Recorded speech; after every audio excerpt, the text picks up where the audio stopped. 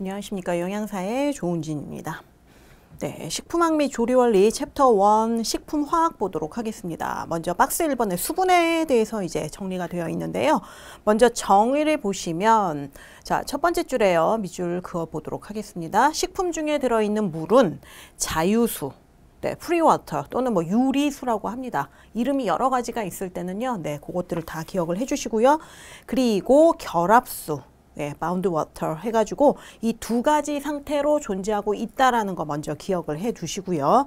자, 그 다음에 괄호 2번과 3번에서는요. 각각 이 자유수와 결합수의 성질을 다루고 있어요. 이렇게 두 개가 있으면 또 요것들의 차이점이라든가 이런 거 잘 기억해 두셔야죠. 동그라미 1번 보시면 자유수는 우리가 알고 있는 그 보통 형태의 물의 성질을 가집니다. 자, 보통 형태의 물의 성질 밑줄 해두시면 돼요.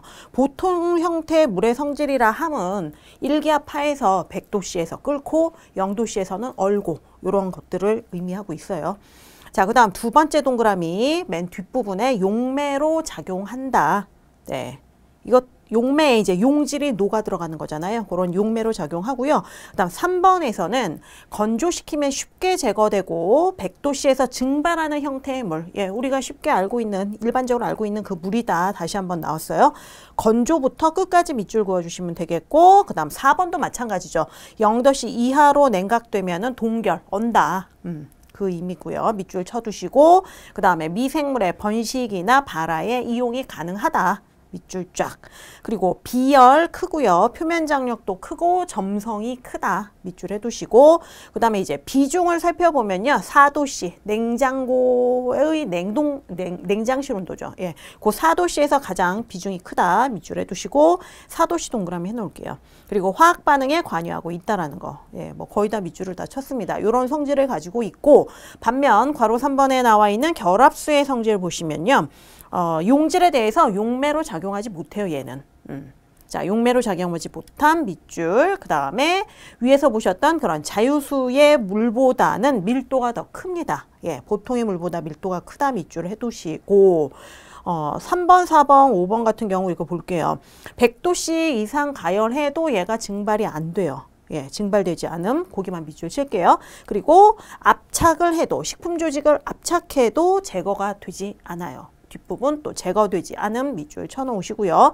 그리고 자유수의 경우에는 0도씨 이하에서는 동결된다라고 했는데 얘는 잘 얼지도 않습니다.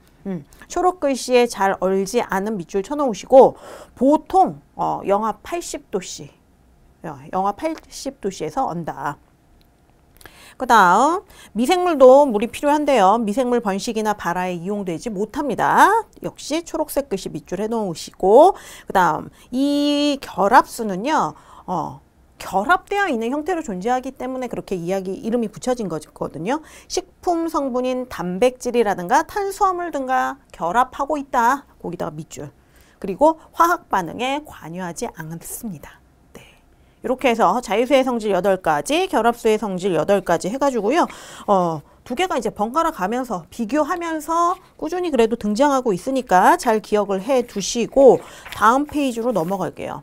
괄호 4번에는 식품의 수분 활성도가 나와 있습니다. 수분 활성도도 최근에 43회 때 한번 출제가 된 바가 있는데 이 수분 활성도라고 하는 거는 미생물이 이용 가능한, 미생물이 이용할 수 있다 그러면 자유수죠. 그 자유수를 나타내는 지표가 바로 수분 활성도입니다. 자, 그 43회 때 출제됐다라는 그 별 뒤에다가 미생물이 이용 가능한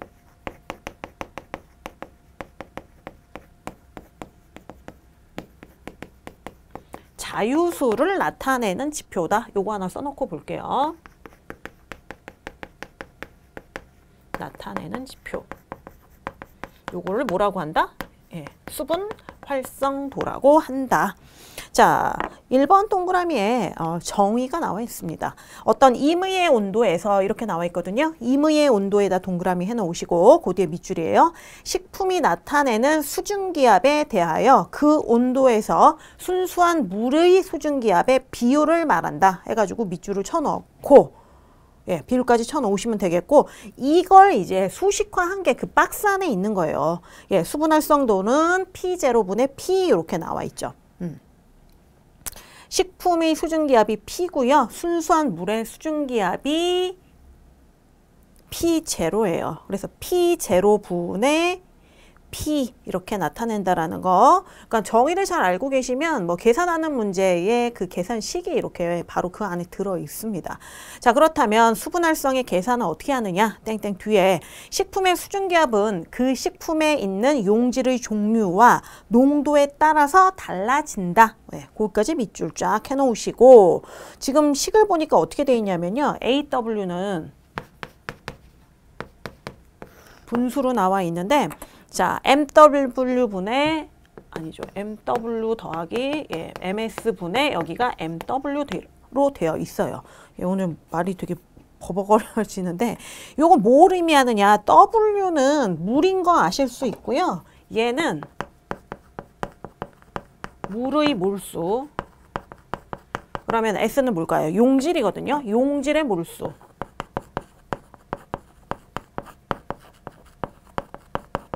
분의 물의 몰수. 요렇게 계산되기도 해요. 정의에 입각한 것은 수분 활성도 해가지고는 위에 박스에 있는 것처럼 계산을 하고 지금 수분 활성에 계산했을 때 물의 몰수와 우리가 용질의 몰수를 알고 있을 때는 이런 식으로 계산이 됩니다. 자, 우리 책에는 이 주황색 글씨 여기까지만 써 있는데요. 뒤에 한글로 이렇게 적어 놓으셔도 좋아요. 자, 그리고 특징적인 것은 수분 활성은 0보다는 크고 1보다는 작은 수로 항상 나타나게 돼 있어요. 그래서 기역에다가 밑줄을 쫙 쳐놓으시고요. 그리고 니온도 밑줄 다 칠게요. 온도가 높을 때가 낮을 때보다 높은 값을 보인다. 그러니까 즉 어때요? 온도에 따라서 달라지기 때문에 이 수분 활성도를 표시할 때는 반드시 온도를 표시해야 됩니다. 자, 그 니은 뒤에다가 써놓으세요. 니은 뒤에다가 온도에 따라 달라짐으로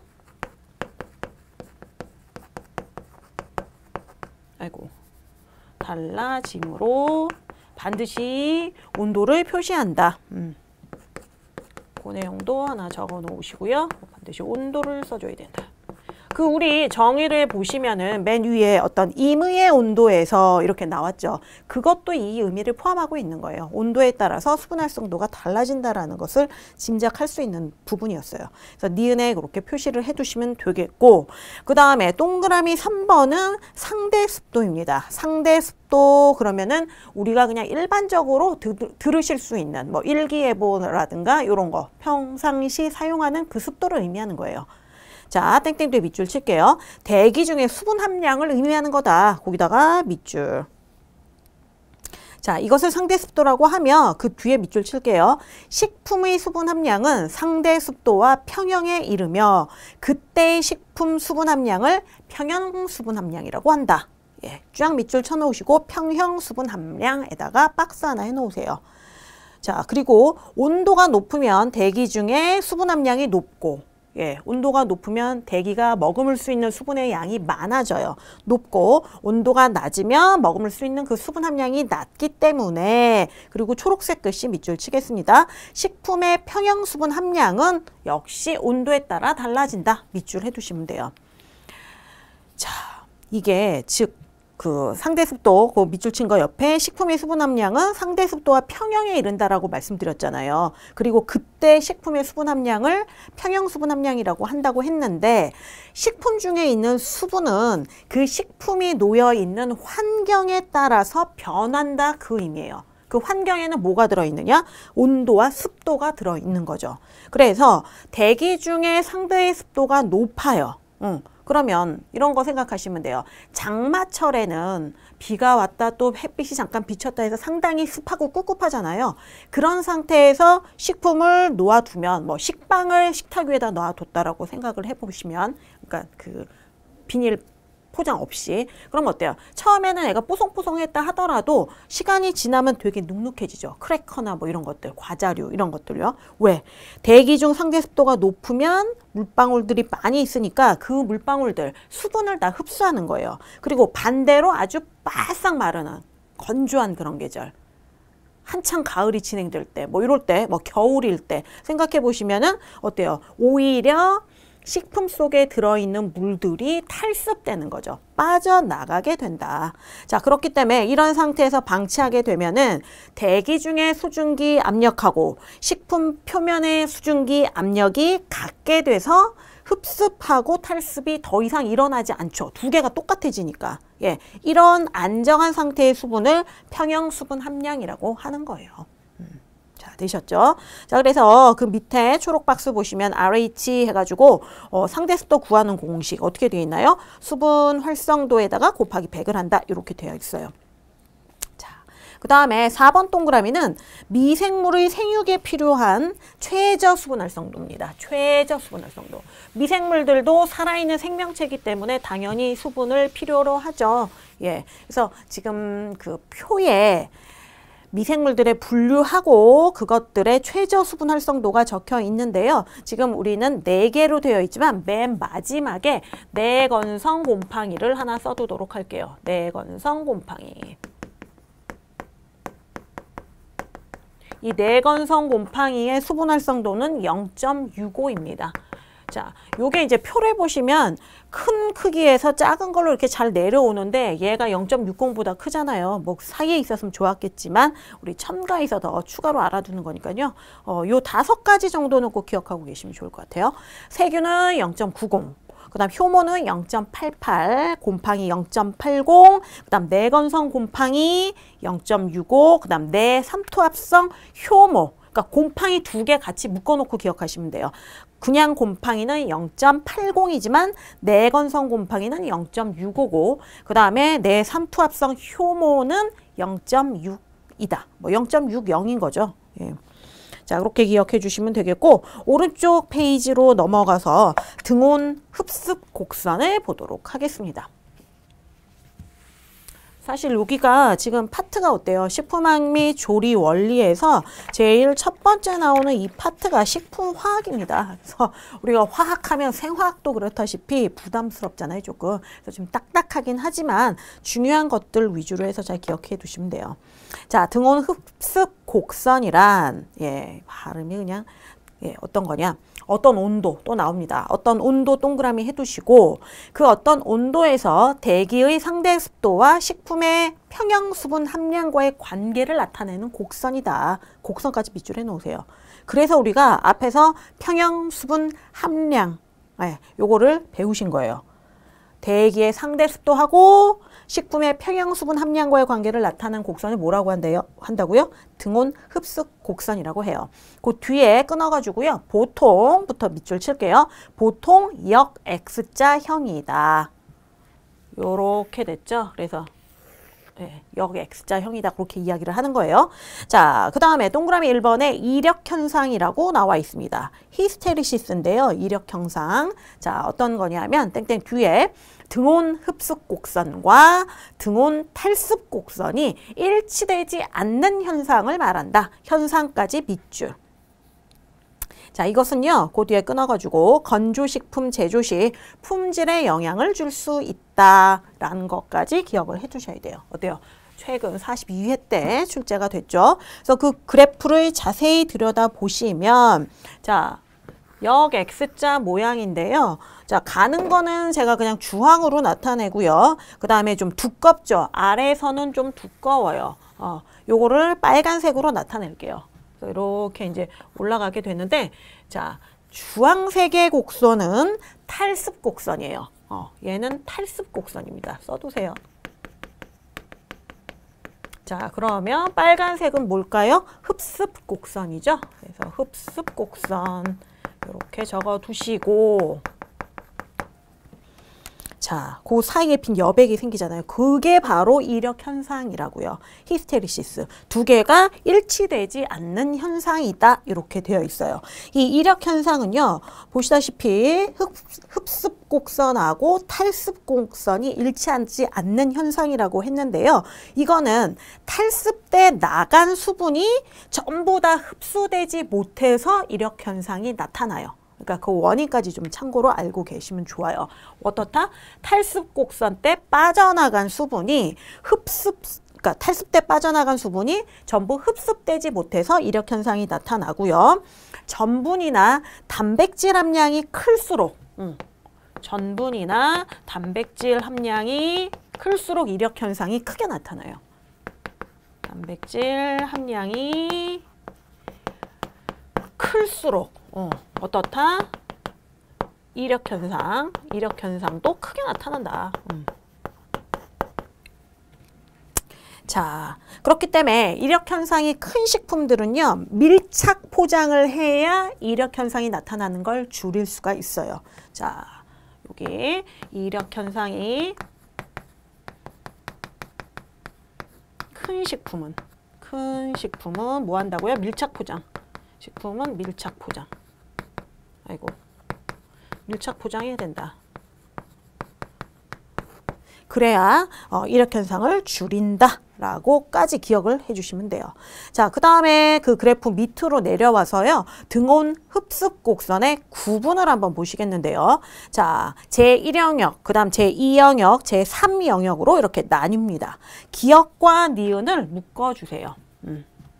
자, 요거는 다 적으셨죠? 얘는 그래서 지워보도록 하고, 그 아래에 있는 기억과 니은을 이렇게 묶어 놓으시고, 그 다음 밑에 디귿이 이제 있죠. 자, 왜 이걸 엮어 놓으라고 말씀드렸냐면, 요거는 결합수 영역이에요. 결합수. 그래서 미리 좀 써 놓을게요. 자, 기억의 제1영역은요, 괄호 안에 단분자층 형성 영역이에요. 단분자층 형성 영역 밑줄. 요건 뭐 또 A지역이라고도 하는데, 거기다가 그림을 좀 그려 놓으세요. 여기 이제 식품이 이렇게 있으면, 이런 식으로, 이런 식으로. 자, 단분자층이 이렇게 형성이 돼요. 그래가지고 이쪽을 통해 가지고 뭐 산소라든가, 뭐 햇빛이라든가 이런 것들이 이제 막 들어갈 수가 있는 거죠. 자, 거기 다시 한번 첫 번째 점에 단분자층 형성한다 이렇게 적어져 있죠.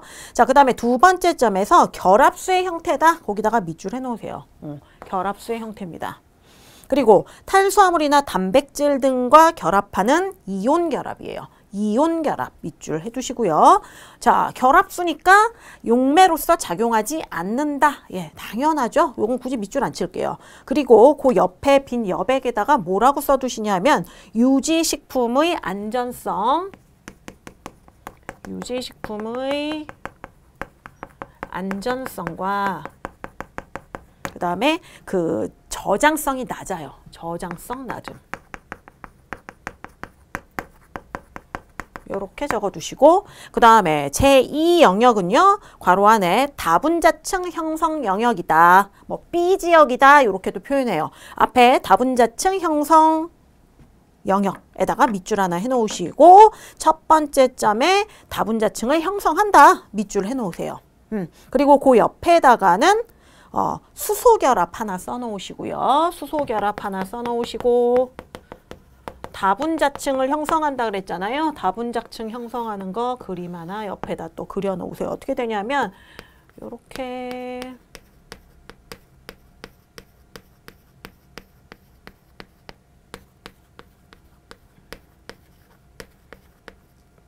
네, 아주 그냥 그림 그리기 힘듭니다. 네. 요런 식으로 다분자층을 형성해요. 그래서 그 다분자층 형성한다. 왼쪽에 여백이 있죠. 그래서 뿅뿅 이렇게 꼬리를 내가지고 써주시고, 그 다음에 주로 결합수 형태다. 주로 결합수 밑줄, 그 다음에 수소결합 써두시라고 말씀드렸죠. 자, 1영역은 이온결합이었는데요. 2영역은 수소결합이에요. 자, 그 다음에 그 세 번째 점을 읽어볼게요. 상대 습도의 증가에 따라서 수분 함량이 완만하게 증가하는 영역이고요. 그 다음에 초록색 글씨 밑줄 칠게요. 건조식품의 안전성이 큰 영역입니다. 거기다가 밑줄. 그리고 얘도 역시 결합수이므로 용매로 거의 작용할 수 없어요. 자, 반면 제3영역은요. 모세관 응축 영역입니다. 모세관 응축 영역 밑줄. 자, 곡선의 기울기가 크고요. 그 다음에 자유수로 존재해요. 자유수로 존재. 자유수 밑줄.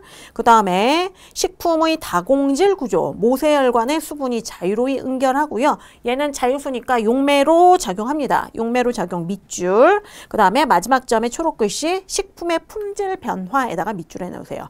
이 식품의 품질 변화가 가장 많이 일어나요. 거기다 밑줄 쳐놓으시고 가장 많이 일어난다.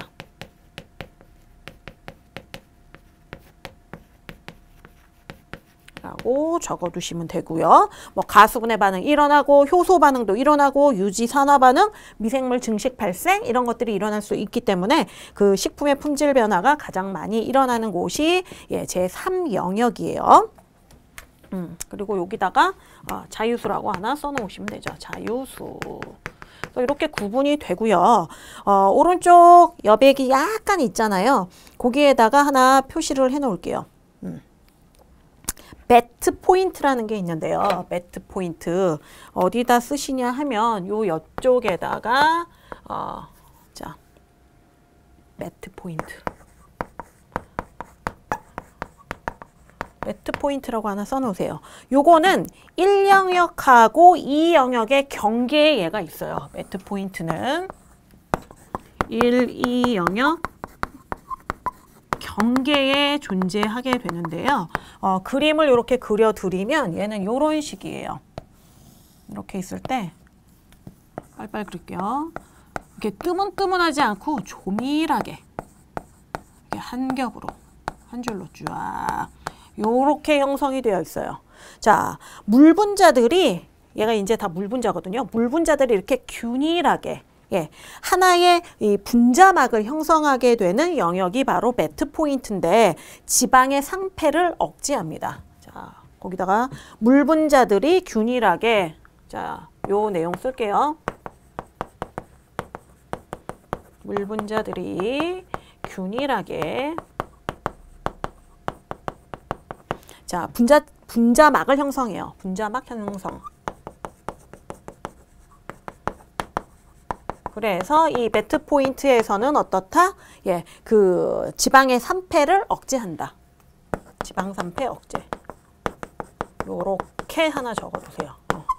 그래서 1, 2, 3 영역의 특징들을 다 보셨고 그리고 1영역과 2영역 그 경계에는 매트 포인트라는 게 있어서 물분자가 보이는 것처럼 균일하게 분자막을 형성해서 지방이 산패되는 것을 억제시켜준다라고 이해하시면 되고 뭐 그 아래에 있는 팁 보시면은 여기 적어드린 거예요. 1과 2 영역에서는 결합수로 그 다음에 3 영역의 물은 자유수다. 그거 다시 한번 강조하고 있습니다.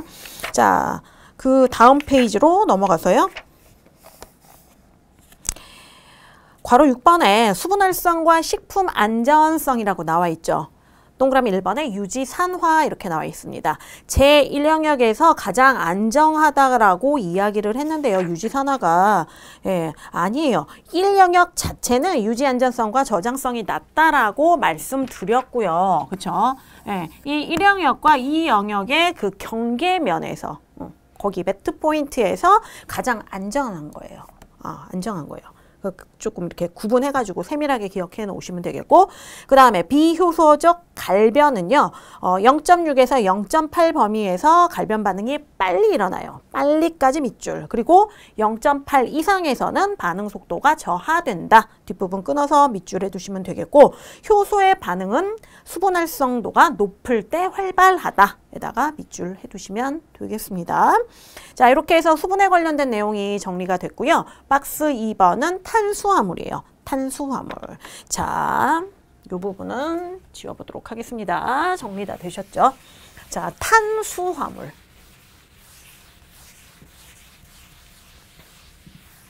자, 정의에서 탄수화물은요. 초록색 글씨부터 탄소, 수소, 산소, CHO죠. 초. 이렇게 기억하시면 좋은데 그 세 개의 원소로 구성되어 있어요. 구성까지 밑줄. 그 다음에 초록색 글씨에 일반식 하나 밑줄 해놓을게요. 초록 글씨. 탄수화물이에요. 숫자가 물 숫자거든요. 물이 들어가 있다는 거 아실 수 있죠. CM 그리고 괄호 열고 H2O 물이 들어있어요. 그리고 N 이렇게 표시합니다. 자, 그리고 그 뒤에도 끊어서 분자 내에 2개 이상의 하이드록시기, 우리 수산기라고 하는 거요. 똑같아요. 이거랑 1개의 알데하이드기, CHO, 이 기 및 케톤기를 갖는다. 예, 거기다가 밑줄 쭉 해두세요. 자, 그 다음에 이제 괄호 2번에 단당류가 나와 있는데 하나의 당으로 구성된 더 이상 가수분해되지 않는 탄수화물을 단당류라고 합니다. 밑줄. 그리고 이 단당류는 탄소의 수 동그라미 해놓으세요. 이 탄소의 수에 따라서 2탄당, 3탄당, 4탄당, 5탄당, 6탄당으로 이렇게 우리가 나누게 되는 거예요. 2탄당부터 6탄당까지 밑줄을 쭉 해주시고, 그리고 카본일기 종류에다가도 또 동그라미를 해놓으세요. 카본일기 종류에 따라서는 알데하이드기를 가지면 알도우스. 네, 그 뒤에 이제 다 밑줄이에요. 알데하이드기를 갖고 있으면 알도우스. 그 다음에 케톤기를 가지고 있으면 케토스. 이렇게 이름이 붙여집니다. 자, 그러면 5탄당부터 한번 보도록 할게요. 자, 리보스 나와 있죠. 땡땡 뒤에 핵산과 조효소의 구성 성분이다. 밑줄 해놓으시고요. 그리고 뭐 리보스 말고도 다른 5탄당으로는 아라비노스, 자일로스, 뭐 펜토산 이런 것 등이 있어요. 그래서 그 내용들, 니디리 같은 경우, 니은, 디귿, 리을의 내용은 여러분들 읽어보시면 되겠고, 2번 동그라미에 6탄당. 예, 이게 중요하죠. 자, 6탄당 중 가장 대표적인 것 포도당이 나와 있습니다. 포도당은 보통 알파형으로 존재를 하고요. 알파형과 베타형이 있는데 알파형이 약 1.5배 더 달아요. 감미도가 1.5배 더 크다. 알파형이. 그리고 보통 알파형으로 존재한다. 기억해 두시면 되고, 자, 첫 번째 점에 식물계의 널리 분포 밑줄. 그 다음에 거기 뒤에 끊어서요. 유리 상태로서는 포도나 그 밖의 과실 및 일반 식물체 내에 아주 광범위하게 분포하고 있다. 분포까지 다시 밑줄. 자, 뭐 전분이나 섬유소 등의 구성 성분으로 존재하고요. 그 다음에 세 번째 점 중요하죠. 우리 포유동물의 혈액에도 일정하게 0.1%를 차지하고 있어요. 항상성 유지하는 데 중요한 내용이죠. 이거. 예, 혈당이에요. 바로. 자, 포유동물의 혈액 속에도 하고 0.1% 동그라미. 그리고 뒤에 동물 체내에서는 글리코겐 형태로 저장되고 있다. 그 부분 또 밑줄 해놓으시고, 그 다음 니은은 과당입니다. 자, 과당. 최근에 47회 때 과당이 나왔죠. 과당도 알파형과 베타형이 있거든요. 근데 천연에서는 얘는 베타형으로 존재해요. 베타형으로 존재. 그리고 알파형과 베타형 이렇게 비교해 보시면 예, 베타형이 조금 더 답니다. 감미도가 3배예요. 3배. 알파형에 비해서. 첫 번째 점에 유리 상태로 과실이나 꿀에만이 존재한다. 밑줄 쫙. 그리고 두 번째 점도 쫙 칠게요. 설탕이라든가 라피노즈, 이눌린 이런 것들을 구성한다. 그것들의 구성 성분이다. 밑줄 쳐두세요. 그 다음에 세 번째 점, 네 번째 점은 이렇게 묶어 놓겠습니다. 왜 그러냐면 천연의 당 중에서 단맛이 가장 강하다 그랬죠? 천연의 당 중에서 단맛이 가장 강함. 뒷부분 밑줄 쳐놓으시고 용해도가 가장 크다. 예, 이렇게 밑줄 쳐놓으세요. 용해도하고 감미도는 어떻다라는 거 아실 수 있을 것 같아요. 예, 용해도하고 감미도는 비례합니다. 여기다 써놓으세요. 용해도, 감미도는 비례한다. 얘는 비례하는 관계다. 그래서 저는 어떻게 하냐. 용해가 잘 되는 애가 달다. 용해도와 감미도 비례하고요. 그 다음에 과당은 감미료로서 널리 사용되고 있고, 자, 오른쪽 페이지로 넘어와서 디귿의 마노스예요. 마노스, 뭐 만노스 좋습니다. 유리 상태로는 존재하지 않고요. 두 번째 점에 밑줄 칠게요. 다당류인 만난의 구성 성분이다. 그럼 이 만난은 어디 들어있는 거냐? 곤약에 들어있는 거예요. 곤약에 함유되어 있다. 밑줄 쫙 해놓으시고, 그 다음 리을의 갈락토스입니다. 얘도 유리 상태로는 존재하지 않아요. 자, 그러면은 어떤 구성 성분이냐? 아까 만난의 구성 성분이었잖아요. 만노스는. 이 갈락토스는 젖당 밑줄 쳐놓으세요. 젖당 락토즈죠. 끊어서 갈락탄. 갈락탄도 밑줄 쳐놓으세요. 그 다음에 또 끊어서 세로브로시드. 이런 것들의 구성 성분이 바로 갈락토스인데요. 저당 락토우즈는 이당류죠. 예, 밑줄 쳐놓으신 데다가 표시해 놓으세요. 이당류. 그리고 갈락탄은요, 다당류예요. 갈락탄에 또 꼬리 빼가지고 다당류 써놓으시고, 세레브로시드는 당지질입니다. 당지질이라고 써놓으세요. 오른쪽에 팁 보시면은 갈락탄에 관련된 내용이 정리되어 있는데요. 46회 때 갈락탄에 대한 내용이 나왔는데, 이 갈락탄 어디서 흔하게 보실 수 있냐면 토란 동그라미 넣으세요. 토란. 여러분들은 토란을 좋아하시는지 모르겠는데 이게 끈적거리는 그 느낌 때문에 싫어하시는 분들이 상당히 많더라고요. 근데 저는 개인적으로 좋아하거든요. 자, 토란의 그 점액질 성분이 바로 갈락탄이다. 밑줄. 예. 그래서 이 끈적함이 우리 몸속에 들어갔을 때 중성지방, 뭐 콜레스테롤 이런 것들을 이렇게 흡착시켜가지고 바깥으로 빼내주는 역할을 해요. 그래서 중성지방 및 콜레스테롤의 감소에 효과적이다. 누가? 갈락탄이에다가 밑줄 쳐놓으시면 되겠습니다. 자, 이런 구성 성분이 되고, 자, 마지막 점에 식물 조직이나 해초, 미역 같은 거, 다시마나 이런 것들도 그 표면이 좀 이렇게 끈적하잖아요. 그런 것들. 아까 젖당 구성성분이니까요. 뇌, 그 다음에 신경 조직 내에 함유되어 있다라고 밑줄을 쫙 쳐두시면 되겠습니다. 네, 오늘 이렇게 해가지고요. 탄수화물 중에서 6탄당의 내용까지 정리를 해봤고요. 동그라미 3번 당 유도체부터는 다음 시간에 이어나가 보도록 하겠습니다. 오늘도 고생 많으셨고요. 다음 시간에 뵙겠습니다. 고맙습니다.